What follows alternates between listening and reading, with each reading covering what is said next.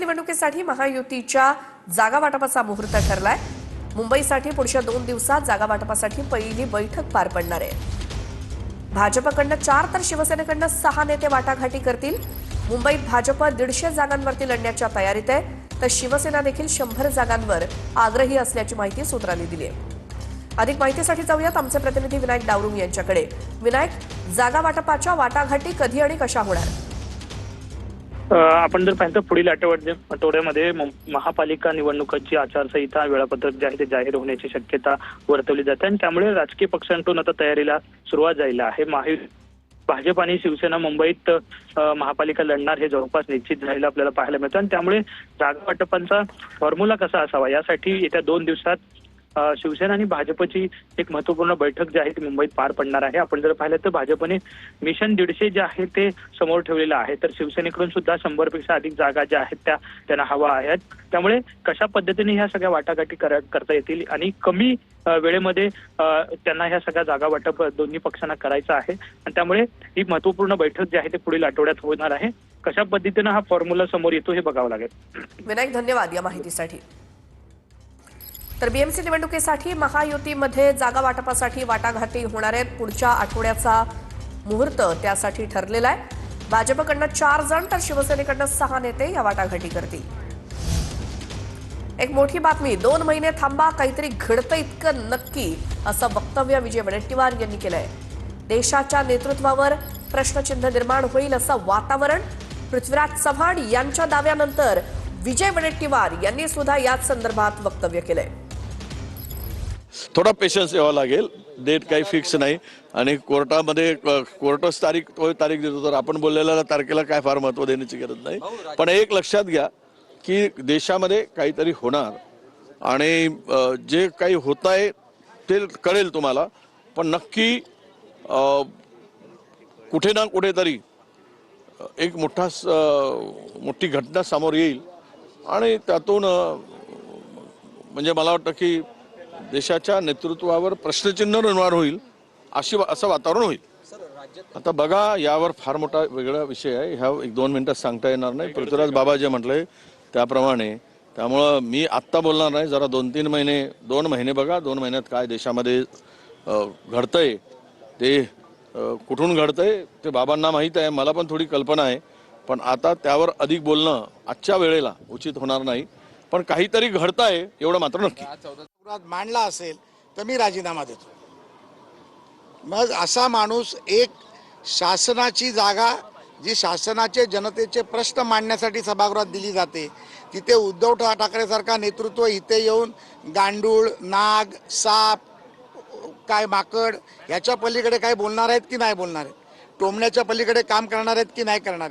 आता परिस्थिती अशी झाली आहे की बाप लेकाची परिस्थिती अशी आहे की राज्यातली सत्ता गेली, आता झालेल्या नगर परिषदामध्ये नगरपालिकांमध्ये ते कुठे दिसले नाहीत, महानगरपालिका निघून जाईल, मग त्याच्यानंतर एक टोमणे सेना नावाची सेना ते काढतील आणि त्या माध्यमातून ते काम करतील। तर देशाच्या राजकारणात 19 डिसेंबरला मोठी घडामोड होणार आहे, मराठी माणूस हा पंतप्रधान असं स्वतः पृथ्वीराज चव्हाण यांनी म्हणलेले आहे। पृथ्वीराज चव्हाण आता काय म्हणाले त्याच्याकडे मला काय बोलायचं नाही आहे, कारण कसं आहे की पृथ्वीराज बाबांना पण आता निवडणूक हरल्यापासून काही स्वप्न पडायला लागली, त्यामुळे त्यांचं स्वप्न त्यांना मुबारक आहे। देशाचे पंतप्रधान सन्माननीय नरेंद्र मोदी अतिशय उत्तम पद्धतीने काम करतायत। देशाचे पंतप्रधान नरेंद्र मोदी स्वास्थ्य से मजबूत है आणि अतिशय चांगले निर्णय राष्ट्रीय पातळीवर आंतरराष्ट्रीय पातळीवर घेत आहेत।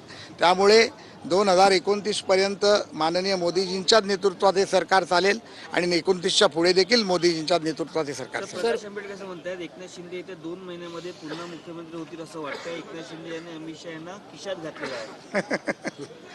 अहो, तुम्ही कोणाबद्दल बोलता हो? ज्याच्याकडे साधे नगरसेवक नाहीत, ज्याच्याकडे आमदार नाहीत, स्वतः निवडून येत नाहीत, त्यांनी मुख्यमंत्री कोण व्हावं याच्यावरती चर्चा करावी हास्यास्पद आहे आणि तुम्ही देखील असे प्रश्न आम्हाला विचारतायत, त्यामुळे आम्हाला देखील आता हसावंसं वाटतंय। देवाभाऊचं सरकार मजबूत आहे, देवाभाऊ एकनाथ शिंदेंचं सरकार मजबूत आहे, एकनाथ शिंदे देवाभाऊंचं मनोमिलन चांगलं आहे, महायुती चांगली आहे।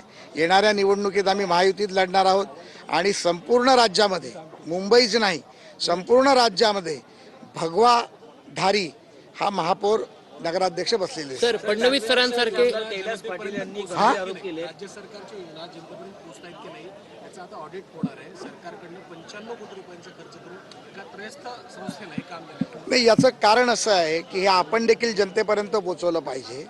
आम्ही योजना ज्या वेळेला जाहीर करतो त्या योजना काही लोकप्रतिनिधी खाली घेऊन जात नसतात. लोकप्रतिनिधी लोकांपर्यंत जाऊन सांगण्याचं काम करत असतो. प्रशासनाचे अधिकारी या योजना सर्वसामान्य जनतेपर्यंत पोहोचल्या पाहिजे यासाठी प्रयत्न असतो. आपण DBTच्या माध्यमातून बघितलं असेल तर आज राज्यातला देशातला शेतकरी, महिला, बेरोजगार, विधवा स्त्रिया असतील, ज्येष्ठ नागरिक असतील यांना DBTमुळे डायरेक्ट फायदा झाला. अशा प्रकारच्या योजना या खालपर्यंत पोचतात की नाही पोचतात याचं ऑडिट झाल्यानंतर सत्य परिस्थिती, कुठलं डिपार्टमेंट काम करतं नाही करतं याची शहानिशा केली जाईल आणि त्या शहानिशाच्या माध्यमातून आपल्याला खरा न्याय मिळेल आणि ह्या न्यायातून पुन्हा जनतेची सेवा करायला आधारित चर्चा हे महत्वाचं आहे. आम्ही बहिष्कार टाकून काय उपयोग आहे? बहिष्कार टाकून उपयोग नाही आहे. विविध विषयावर चर्चा झाली पाहिजे. चर्चेतून काहीतरी आपली बाजू योग्य पद्धतीने मांडली पाहिजे आणि सकारात्मकतेने पुढे गेलं पाहिजे. कैलास पाटील आहेत, त्यांनी पण बरेचसे आरोप केलेले आहेत की घोटाळा झालेला आहे शालेय शिक्षण विभागामध्ये आणि वाटाण्याच्या बद्दल सुद्धा त्यांनी उल्लेख केला आणि या सगळ्यांची सखोल चौकशी व्हायला पाहिजे असं सुद्धा म्हणतात. नाही तर मग माननीय मुख्यमंत्री महोदय योग्य असेल तर उत्तर देतील. नक्कीच प्रकाश आंबेडकर यांचं वक्तव्य आहे की राज्यात बऱ्याच महत्त्वाच्या घडामोडी घडणार आहेत आणि एकनाथ शिंदे हे पुन्हा मुख्यमंत्री होणार आहेत की काय असा प्रश्न सुद्धा ते उपस्थित करतायत. भारतीय जनता पार्टीचे 137, 132 आणि आम्हाला पाठिंबा देणारे 5, 137 आमदार असताना मुख्यमंत्री भाजपचाच असेल.